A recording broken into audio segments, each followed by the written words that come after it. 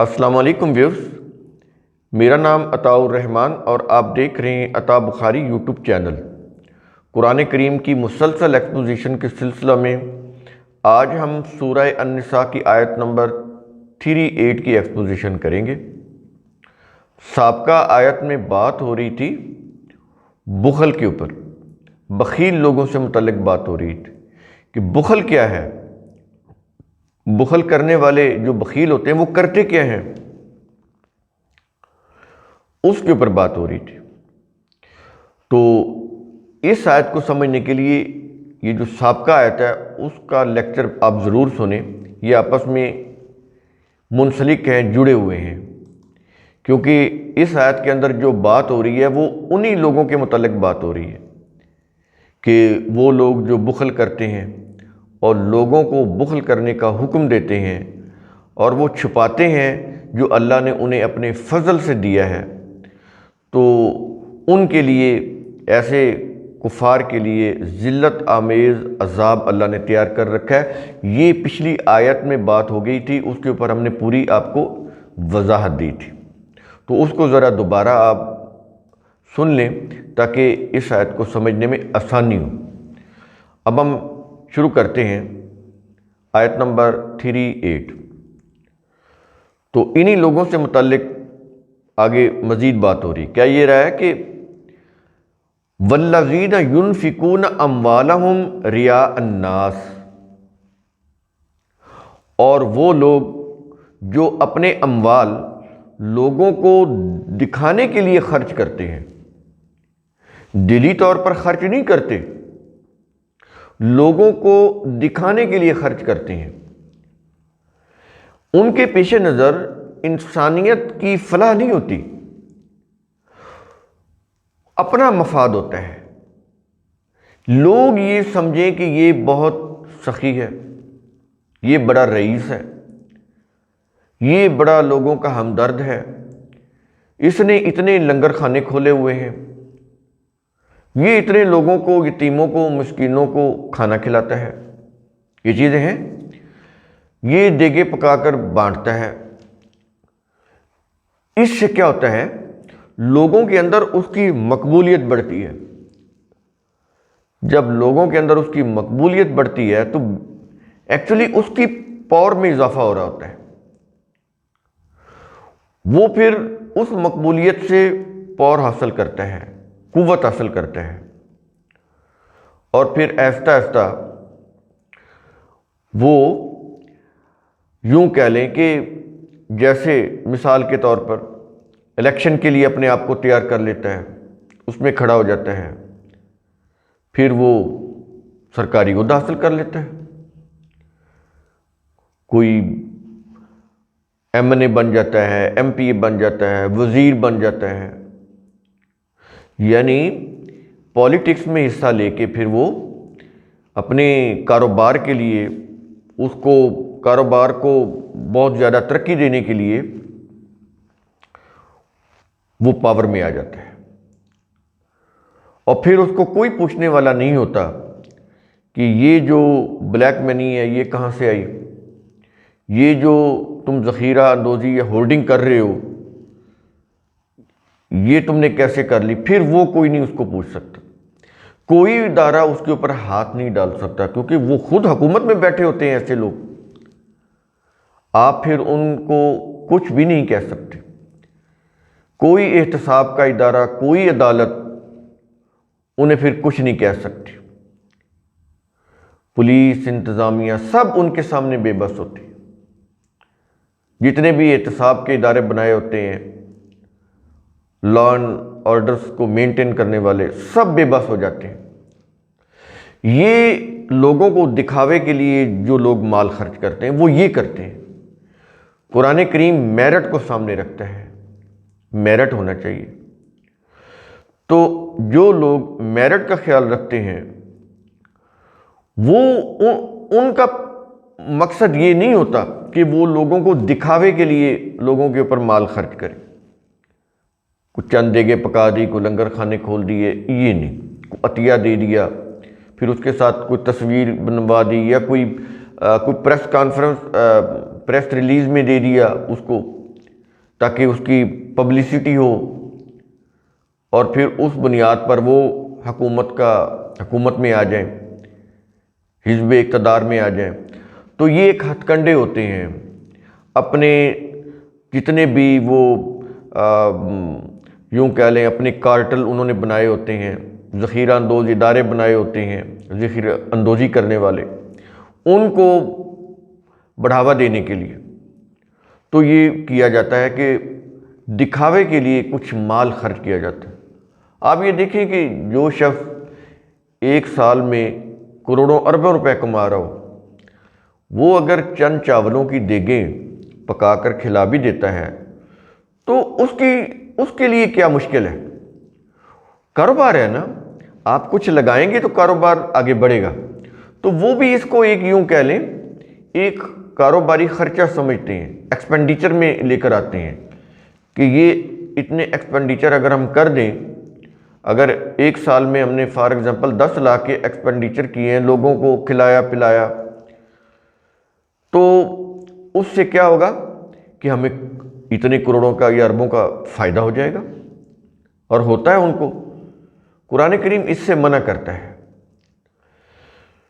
کہ وہ لوگ جو اپنے اموال لوگوں کے دکھانے کے لیے خرچ کرتے ہیں تاکہ اپنے کاروبار کو بڑھاوا دیں، اپنی ذخیرہ اندوزی میں اور زیادہ آگے بڑھ جائیں، اپنے کارٹل جو انہوں نے بنائے ہیں وہ اور زیادہ ان کو مضبوط بنا لیں، منافع بخش بنا لیں۔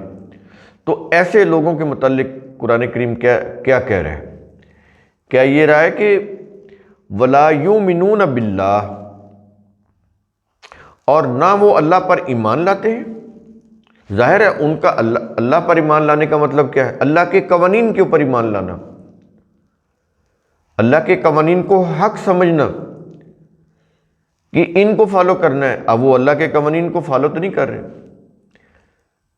اللہ کا قانون تو نہیں ہے کہ اپنے فائدے کے لیے لوگوں کو دکھانے کے طور پر کچھ ان کے اوپر خرچ کر دو، یہ تو اللہ کے قانون کے خلاف ہے۔ وہ تو یہ کہہ رہا ہے کہ جو ضرورت سے زائد ہے وہ لوگوں کے لیے کھلا رکھو، ان کی ضروریات کو پورا کرنے کے لیے، اور یہ لوگ جو ہیں یہ اجارہ داری قائم کرنے کے لیے، اب ذخیرہ اندوزی کرنے کے لیے کارٹل بناتے ہیں۔ تو یہ جو لوگ ہیں یہ پھر اللہ کے اوپر ایمان نہیں رکھ رہے، ان کے پیش نظر کیا ہے؟ صرف اپنا مفاد، پرسنل انٹرسٹ، یہ صرف اسی کے اوپر چلتے ہیں کہ ہمارا ذاتی مفاد کس کے اندر ہے۔ تو پھر ان کا پھر اللہ کے اوپر ایمان نہیں رہتا۔ وہ کہتے رہیں، وہ کلمہ پڑھتے رہیں، وہ تسبیحات، ورد، وظائف، درود، ذکر، اذکار، جو مرضی کرتے رہیں، خدا کو وہ دھوکہ نہیں دے سکتے۔ وہ لوگوں کو دکھاوے کے لیے کچھ کر رہے ہیں، لیکن اس میں بیسیکلی لوگوں کا نقصان ہے۔ وہ لوگوں کی معیشت کو ہی وہ یوں کہہ لیں ہڑپ کر رہے ہوتے ہیں، در حقیقت وہ نقصان پہنچا رہے ہوتے ہیں، لیکن عام لوگوں کو سمجھ نہیں آتی۔ وہ ان کا ظاہری روپ دیکھ کر سمجھتے ہیں کہ یہ بہت اچھا ہے، وہ اس کو اپنا مسیح سمجھنے لگ جاتے ہیں، ان کو اسمبلیوں میں منتخب کر دیتے ہیں، وہاں جا کر وہ قوت اور طاقت حاصل کر کے، اقتدار حاصل کر کے، وہ جو عوام دشمن پروگرام ہوتا ہے ان کا ذاتی مفاد، اس کو وہ پھر بڑھاوا دیتے ہیں، اس کو مزید بڑھاتے ہیں، اس سے معاشرے کے اندر مزید تباہی آتی ہے۔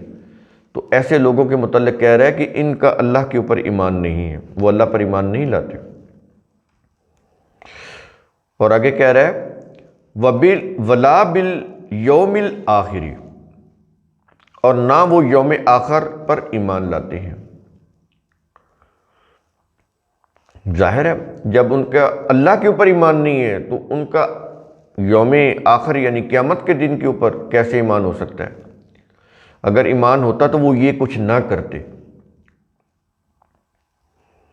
اور ان کے متعلق کہا جا رہا ہے وَمَن يَكُنِ الشَّيْطَانُ لَهُ قَرِينًا، اور جو شخص کے اس کا ساتھی شیطان ہو۔ اب یہ الفاظ پہ غور کیجئے گا کہ جو شخص کے اس کا ساتھی شیطان ہو تو وہ کیا ہے، آگے بتا رہا ہے، کہتا ہے کہ فساء قرینن، تو وہ برا ساتھی ہے، اچھا ساتھی نہیں ہے۔ یہاں پر شیطان کا لفظ آ گیا۔ مذہب کے اندر شیطان کو اللہ کے مقابلے میں قوت بنایا ہوا، اللہ بھی ایک ہے، شیطان بھی ایک ہے۔ جو قوت اقتدار اللہ کے پاس ہے وہی شیطان کے پاس ہے، تو اللہ کے مقابلے میں شیطان کو لے آئے نا، انتہائی قرآن کے خلاف ہے یہ، اور اللہ کی جو کانسیپٹ ہے جو اللہ نے قرآن میں دیا اس کے خلاف۔ تو پھر شیطان کیا چیز ہے؟ انسان کا خود غرض سرکش جذبہ جو اسے صرف اپنے فائدے کے لیے ظلم کرنے پر اکساتا ہے، یہ جو جذبہ ہے قرآن اس کو شیطان بولتا ہے۔ اور ایسے جو جذبات ہوتے ہیں سرکشی پر مبنی، ظلم پر مبنی، مفاد پرست سرکش جذبات، ان کو قرآن کریم شیاطین بولتا ہے۔ تو یہ آپ نے سمجھا کہ شیطان یا شیاطین، شیطان کی جمع شیاطین ہے۔ تو شیطان کیا ہے؟ انسان کا سرکش جذبہ، اس کے پیش نظر صرف اپنا مفاد ہوتا ہے، بائی ہک بائی کروک کسی طرح سے وہ حاصل ہو جائے، بس اس میں یہ نہیں ہے کہ صحیح کیا ہے غلط کیا ہے۔ وہ جذبہ جب بھڑکتا ہے اپنے مفاد کے لیے تو انسان ہر جائز ناجائز طریقے سے مال و دولت کو حاصل کرتا ہے، ہر جائز ناجائز ذرائع سے وہ قوت اور طاقت اور اقتدار حاصل کرتا ہے۔ اس کے لیے اس کو بخیل بننا پڑے، اس کے لیے اس کو کفر کرنا پڑے، جو مرضی کرنا پڑے، اللہ کے قوانین سے اوائڈ کرنا پڑے، ان سے منہ پھیرنا پڑے، یوم آخرت سے بھی جو بیسک جو کانسیپٹ ہے، قانون ہے قرآن کا، اس سے منہ موڑنا پڑے، سب کچھ کر کے وہ صرف اور صرف اپنے پرسنل انٹرسٹ کو واچ کرتا ہے کہ میرا فائدہ کس میں ہے۔ باقی معاشرہ، باقی لوگ، وہ ان کے ساتھ جو مرضی ہو، وہ صرف اپنا فائدہ سوچتا ہے۔ تو ایسے جو لوگ ہیں وہ شیطان کے ساتھی ہوتے ہیں، اور شیطان ان کا ساتھی ہوتا ہے، یعنی شیطان وہ جذبہ ہے، وہ خود غرض مفاد پرست جذبہ جس کی روح سے وہ یہ سب کام کرتے ہیں، ظلم پر مبنی یہ سارے کام کرتے ہیں ذاتی مفاد کو حاصل کرنے کے لیے۔ تو یہ سمجھیں آپ کہ شیطان کیا ہوتا ہے، یہ کرتا کیا ہے، یہ ایک جذبہ ہوتا ہے، مفاد پرست سرکش جذبہ، ہر انسان کے اندر ہوتا ہے۔ تو اس کو دبانا، آپ اسے ختم نہیں کر سکتے، اس کو دبانا ہوتا ہے۔